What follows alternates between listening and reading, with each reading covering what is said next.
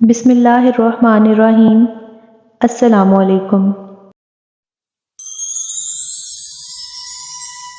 حضرت ابو ہریرہ رضی اللہ تعالیٰ عنہ سے روایت ہے کہ انہوں نے حضور اکرم صلی اللہ علیہ وآلہ وسلم سے سنا کہ آپ صلی اللہ علیہ وآلہ وسلم نے ارشاد فرمایا، بنی اسرائیل میں 3 شخص تھے، ایک کوڑھی، ایک نابینا اور ایک گنجا۔ اللہ نے ان تینوں بندوں کا امتحان لینا چاہا، چنانچہ اللہ تبارک و تعالیٰ نے ان کے پاس ایک فرشتہ بھیجا۔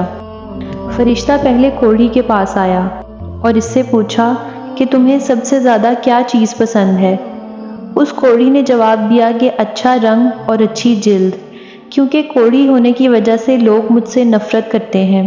فرشتے نے اس پر اپنا ہاتھ پھیرا تو اللہ کے حکم سے اس کی بیماری جاتی رہی اور اس کا رنگ بھی خوبصورت ہو گیا اور جلد بھی اچھی ہو گئی۔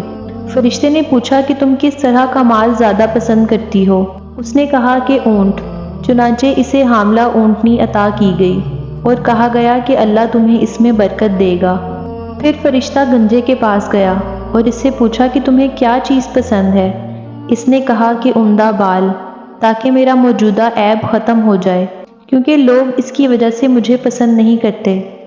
فرشتے نے اس کے سر پر ہاتھ پھیرا اور اس کا عیب اللہ کے حکم سے جاتا رہا اور اس کے بجائے عمدہ بال آ گئے۔ فرشتے نے پوچھا کہ کس طرح کا مال تم پسند کرو گے؟ اس نے کہا کہ گائے۔ فرشتے نے اسے حاملہ گائے دے دی اور کہا کہ اللہ تمہیں اس میں برکت دے گا۔ پھر فرشتہ تیسرے اندھے شخص کے پاس گیا اور کہا کہ تمہیں کیا چیز پسند ہے؟ اندھے نے کہا اللہ مجھے بصارت دے دے تاکہ میں لوگوں کو دیکھ سکوں۔ فرشتے نے ہاتھ پھیرا اور اللہ نے اس کی بینائی واپس کر دی۔ فرشتے نے پوچھا کہ تم کس طرح کا مال پسند کرو گے؟ اس نے کہا کہ بکریاں۔ فرشتے نے اسے حاملہ بکری دے دی۔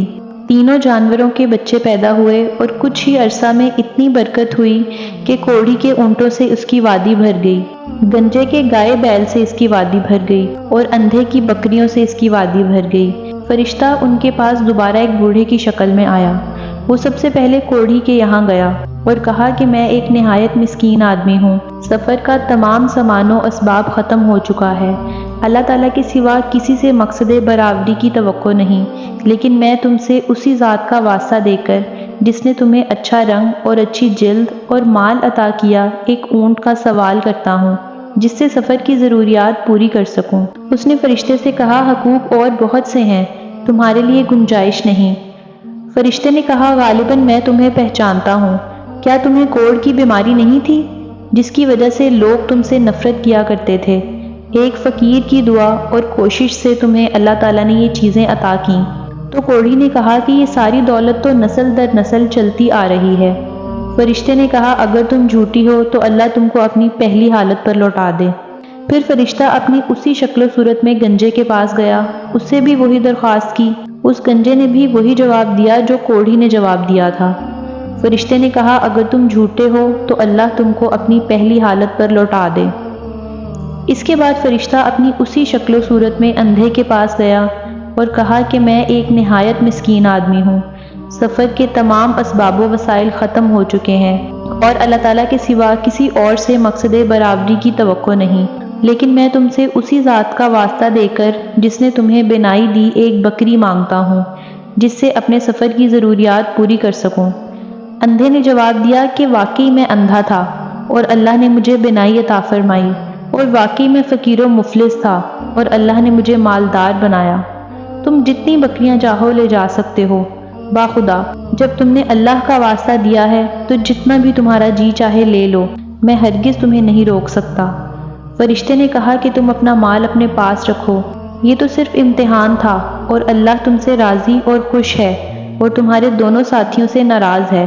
کوڑھی اور گنجے نے جھوٹ بولا جس سے وہ دونوں جہان میں ناکام ہوئے، لیکن اندھا سچ بولنے کی وجہ سے دونوں جہان میں کامیاب و کامران ہوا۔ اسی لیے ہمیں جھوٹ نہیں بولنا چاہیے۔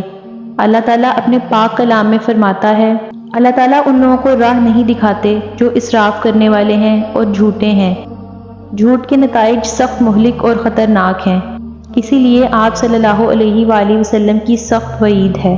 حضرت عبداللہ بن مسعود رضی اللہ تعالیٰ عنہ سے مروی ہے کہ آپ صلی اللہ علیہ وآلہ وسلم نے فرمایا، سچائی کو لازم پکڑو، کیونکہ سچ نیکی کی راہ دکھاتا ہے اور نیکی جنت کی طرف لے جاتی ہے، اور آدمی یکساں طور پر سچ کہتا ہے اور سچائی کی کوشش میں رہتا ہے، یہاں تک کہ اللہ کی نظر میں اس کا نام سچوں میں لکھ دیا جاتا ہے۔ اور جھوٹ سے بچے رہو، اسی لیے کہ جھوٹ گناہ اور فجور ہے، اور فجور دوزخ کی راہ بتاتا ہے، اور آدمی مسلسل جھوٹ بولتا ہے اور اسی کی جستجو میں رہتا ہے، یہاں تک کہ اللہ کے نزدیک اس کا شمار جھوٹوں میں لکھ دیا جاتا ہے۔